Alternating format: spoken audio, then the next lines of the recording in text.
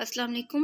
This video is basically to clear the concepts of words in third year. जब एक student जो है second year से third year में शिफ्ट होता है तो एक क्वेश्चन उसके जहन में लाजमी होता है कि वर्ड्स क्या होते हैं, क्यों चल रहे हैं, और क्या वर्ड्स का जो रोल है, जो वर्ड्स के मार्क्स हैं, टेस्ट हैं, क्या वो आगे जाकर हमारे प्रॉफ में भी ऐड होंगे और वर्ड्स का हमारे प्रॉफ में क्या रोल होगा।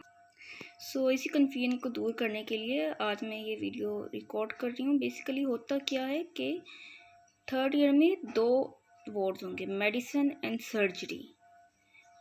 अब है क्या कि जो फिफ्थ ईयर होती है हमारी, वहाँ पे हमारे पास दो सब्जेक्ट्स इंट्रोड्यूस करवाए जाते हैं, मेडिसिन एंड सर्जरी। लेकिन जो मेडिसिन एंड सर्जरी, चाहे इसका प्रॉफ, इसका एग्ज़ाम आप फिफ्थ ईयर में जाके देंगे, इसके वर्ड्स आपके थर्ड ईयर से ही स्टार्ट हो जाते हैं। थर्ड ईयर से किस तरह से स्टार्ट होते हैं कि आपकी जो पूरी क्लास होगी उसको दो बैचेस में शफल किया जाएगा। शुरू के रोल नंबर्स मेडिसिन के वार्ड्स में भेज दिए जाएंगे और जो बाकी के रोल नंबर्स हैं वो सर्जरी के वार्ड्स में भेज दिए जाएंगे। अब मेडिसिन के वार्ड्स क्या हैं, सर्जरी के वार्ड्स क्या हैं। अब मेडिसिन के वार्ड्स में भी मज़ीद जो स्टूडेंट्स हैं जो मेडिसिन के वार्ड्स में जाएंगे, उन टोटल स्टूडेंट्स की भी बैचेस में डिस्ट्रीब्यूशन होगी। निश्तर में तो मेडिसिन के लिए 4 वार्ड्स हैं, ward 10, ward 11, ward 12 and ward number 7। ये तमाम तर वार्ड्स जो हैं वो निश्तर हॉस्पिटल में मौजूद होंगे और स्टूडेंट्स को यूनिवर्सिटी से निश्तर हॉस्पिटल तक जाना पड़ता है और अपने अलॉटेड वार्ड्स में वो फिर जाते हैं। और इसी तरह जो मेडिसिन के वार्ड्स हैं उसमें जो रोल नंबर, उसमें जो डिस्ट्रीब्यूशन होती है स्टूडेंट्स की, वो रोल नंबर वाइज होती है। फॉर एग्जांपल शुरू के रोल नंबर M1 में, उसके बाद M2, फिर उसके बाद M3, M4, और ये 4 बैचेस बन जाएंगे मेडिसिन के वार्ड के। अब ऐसा भी हो सकता है कि अक्सर क्या होता है, जो M1 बैच है वो जाता है पहले वार्ड नंबर 10 में, और जो M2 बैच है वो जाता है वार्ड नंबर 11 में, M3 बैच जो है वो जाता है वार्ड नंबर 12 में, M4 जो बैच जाता है वार्ड नंबर 7 में। अब ये हो गई शुरू के दिन जब आपकी थर्ड ईयर की क्लासेस स्टार्ट हुई होती हैं। तो जो M1 जो भी बैच जिस भी वार्ड में गया है वो अभी उस वार्ड का अलॉटेड सिस्टम नहीं पढ़ेगा। पहले जब आप जिस भी वार्ड में जाओगे, चाहे वो वार्ड 10 है, वार्ड 11 है, वार्ड 12 है, वार्ड 7 है, मेडिसिन के वार्ड्स में वहाँ पे आपको दो चीज़ें पढ़ाई जाएंगी, general physical examination and history taking. अगर M1 का स्टूडेंट जो है वो जा रहे हैं वार्ड नंबर 10 में, वो पढ़ेंगे general physical examination and history taking. Same M2 का अगर जा रहे हैं 11 में तो वो भी सेम पढ़ेगा। M3 का अगर जा रहे हैं वार्ड नंबर 12 में, M4 का अगर जा रहे हैं वार्ड नंबर 7 में, सारे के सारे जो है अपने पहली बार जब जाएंगे वार्ड में वो जनरल फिजिकल एग्जामिनेशन और हिस्ट्री टेकिंग पढ़ेंगे। अब जो जनरल फिजिकल एग्जामिनेशन है, हिस्ट्री टेकिंग है, वो जब वार्ड में पढ़ाएंगे उन्होंने कहाँ से पढ़ाना है, आपने खुद कहाँ से पढ़ना है, तो उसके लिए आपके पास एक बुक होती है, that is bed side technique. इसमें आपके पास यहाँ पर हिस्ट्री टेकिंग का सारा प्रोसीजर मौजूद है और यहाँ पे फिज़िकल एग्जामिनेशन का सारा प्रोसीजर मौजूद है। तो ये दो चीज़ें पढ़ के आप पहली मर्तबा अपना वार्ड चला सकते हैं। आपके पहले वार्ड में, चाहे वो कोई भी वार्ड हो, general physical examination and history taking ही पढ़ाई जाएगी। और जब आपका पहला वार्ड टेस्ट होगा तो उसमें आपसे जनरल फिजिकल एग्जामिनेशन और हिस्ट्री टेकिंग ही करवाई जाएगी।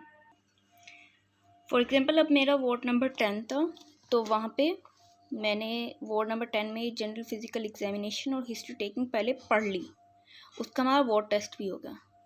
अब मेरी रोटेशन चली थी वार्ड 10 से वार्ड 11 की तरफ। वार्ड 11 में हमें पढ़ाई गई थी CNS, और फिर उसका हमारा वार्ड टेस्ट हुआ। वो देने के बाद फिर हम चले वार्ड नंबर 12 में, उसमें हमें पढ़ाई गई CVS, उसका वार्ड टेस्ट हुआ। फिर उसके बाद हम चले वार्ड नंबर 7 में, फिर वहाँ पे पढ़ाई गई GIT, उसका वार्ड टेस्ट हुआ। और जब वार्ड 7 हमारा एंड हुआ फिर हम वापस चले गए वार्ड नंबर 10 में, और वार्ड नंबर 10 में फिर हमें रेस्पिरेटरी सिस्टम पढ़ाया गया प्रॉपरली। अब अगला क्वेश्चन पूछा जाता है, क्या मेडिसिन के वार्ड्स जो हैं उसकी अटेंडेंस मैटर करती है? जी मैटर करती है।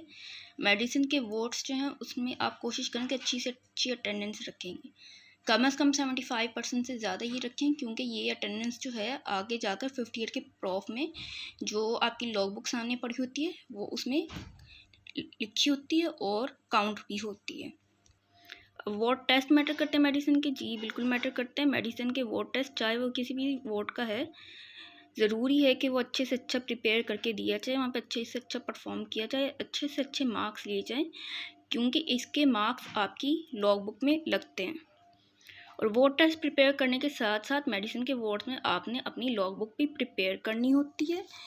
लॉग बुक जो है इसमें जो है आपकी वार्ड की अटेंडेंस भी मौजूद होगी, इसमें आपके वार्ड के मार्क्स भी लगेंगे, और इसको जो है आपने डेली का काम जो है डेली भी करना होगा। और इसमें जो है जैसे हिस्ट्री टेकिंग है उसके एग्जाम्पल जो है हिस्ट्री लेकर प्रिपेयर भी करनी होगी और लिखनी भी होगी, और जो लॉग बुक है वो फिल भी करनी होगी।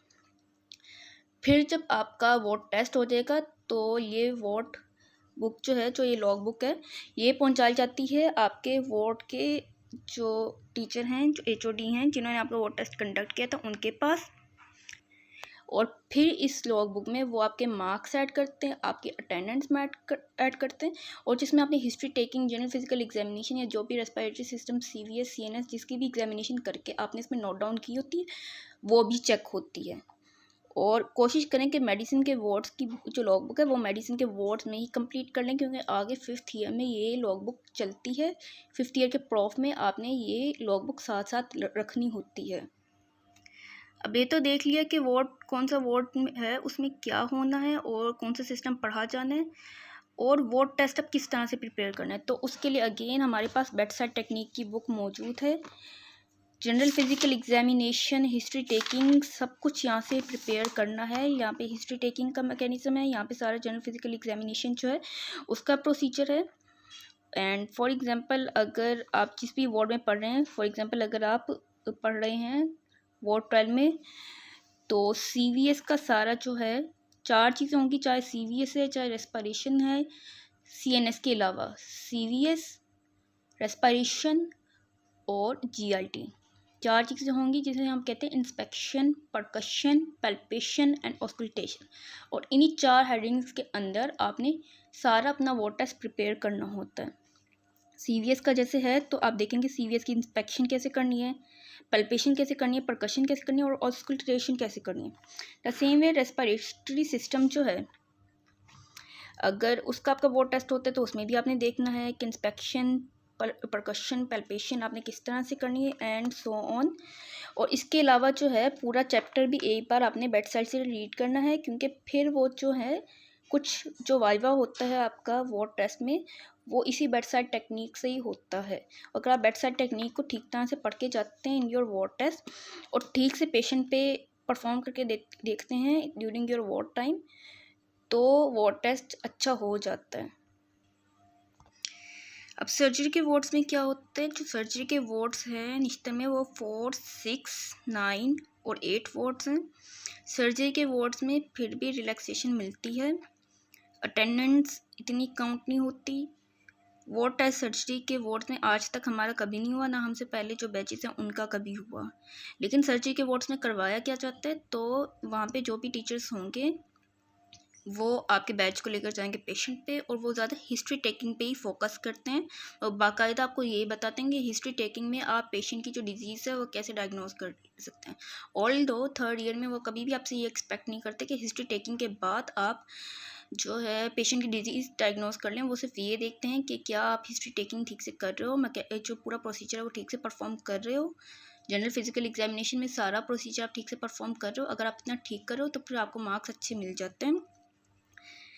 और बाकी सर्जरी के वार्ड्स में ना आपने कोई लॉग बुक कंप्लीट करनी होती है, ना आपका कोई टेस्ट होता है। अटेंडेंस कभी होती है तो हो जाती, नहीं होती तो नहीं पता। लेकिन जो अब नया बैच आया निश्तर का, आई हैव हर्ड के सर्जरी के वार्ड्स में बायोमेट्रिक सिस्टम आ गया और थोड़ी बहुत स्ट्रिक्टनेस हो गई। स्ट्रिक्टनेस इन द वे कि रोज़ पढ़ाया जाता है और रोज़ जो है स्टूडेंट्स को पेशेंट पे लेकर जाया जाता है, जबकि हमारी बारी में अक्सर तो ऐसा होता था कि सर्जरी के वार्ड्स में नहीं पढ़ाते थे।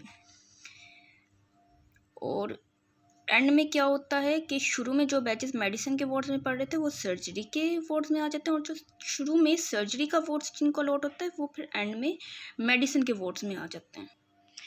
इस वीडियो में I tried my level best कि मैं वार्ड से रिलेटेड जितनी भी क्यूरीज होती हैं वह student of 3rd year MBBS में क्लियर कर सकूं। होप सो कि अक्सरियत जो क्यूरीज मैंने क्लियर कर दी होंगी। फिर भी अगर आपका कोई क्वेश्चन है तो आप पूछ सकते हैं। अल्लाह हाफिज़।